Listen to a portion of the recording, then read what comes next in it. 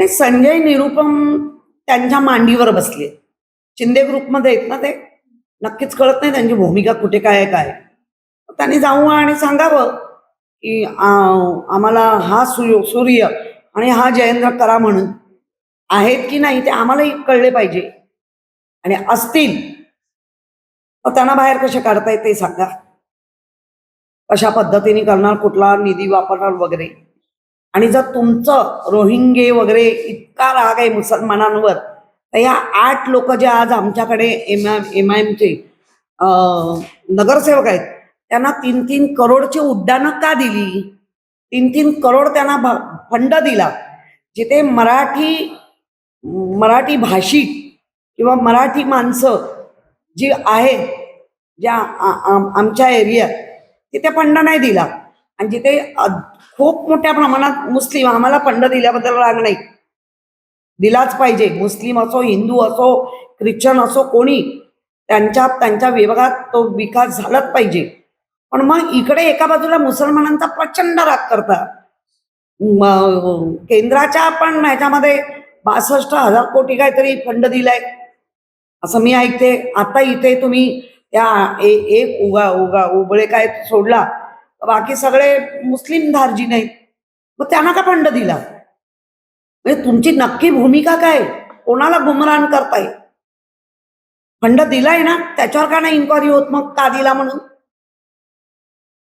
मग तुमचं तिकडे साठेल होतं आणि उगाच गोर गरीब कोणी असेल, मग तो बिहारी असेल, UP असेल, राजस्थानी असेल, मुस्लिम असेल, या कोणी असेल, फेरीवाल्यांचं हातावरची पोट आहे.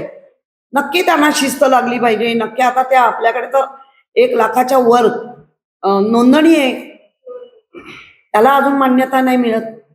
आणि नुसत्या रोहिंग्यांच्या नावावर मग जे कॉलेजच्या बाजूने जे ड्रग विकतायत नायजेरियन, ते चांगल्या पाळणीत राहतायत, त्यांचं काय करायचं? त्यांचं बघताय का? कारण नसताना हिंदू मुस्लिम करून फक्त वाद लावून पेटवून ठेवायचे. जर तुम्हाला आत्ता वाटतंय की हे रोहिंग्या आहेतच, तर आम्ही पण सर्वे केलाय. आम्ही वेळ आली का देणारच आहोत तो सर्वे. मग पंतप्रधानांचे 10,000 कर्ज या लोकसभेच्या आधी तुम्ही जे 10,000 दिले, त्याच्यात अनेक जण मुस्लिम वगैरे आम्ही काढले तो डाटा. का दिले? पंतप्रधानांचा 10,000 कर्ज प्रत्येक फेरीवाल्याला दिला गेला. तेव्हा तुम्हाला कळले ना हे रोहिंगे आहेत, हे मुसलमान आहेत, किंवा हे काय जे काय सगळ्यांना दिलेत कर्ज. आत्तापर्यंत काहीतरी 3 का 4 हजार त्यांचे फेडले गेले. का दिले? तेव्हा नाही कळलं लोकसभेला त्या रोहिंग्यांची मतं नको. ते कर्ज का दिलं हा प्रश्न तुम्हाला पण पडला पाहिजे. का? म्हणजे काल काय केलं, आज विसरायचं, आज काय केलं, उद्या विसरायचं.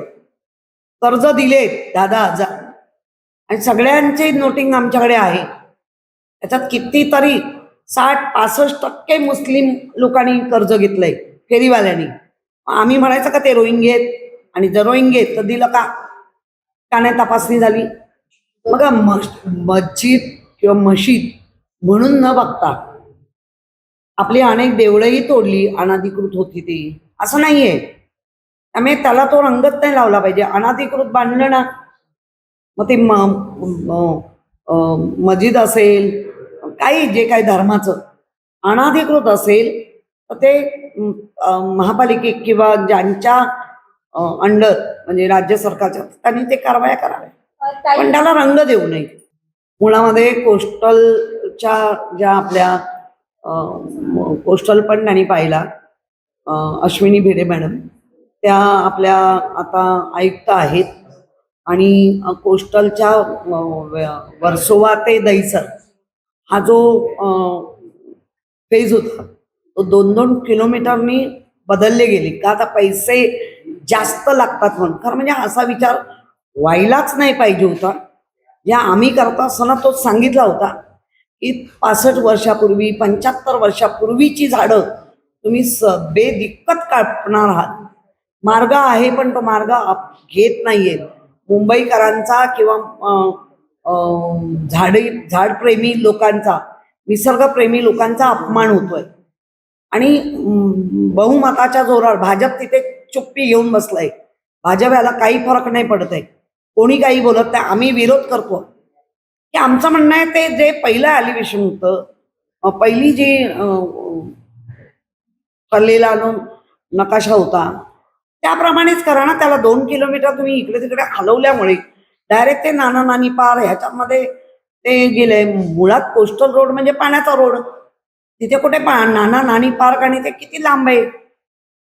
पण अतिशय मुंबईकर दुःखी आहेत, कष्टी आहेत, झाडांची कत्तल होते.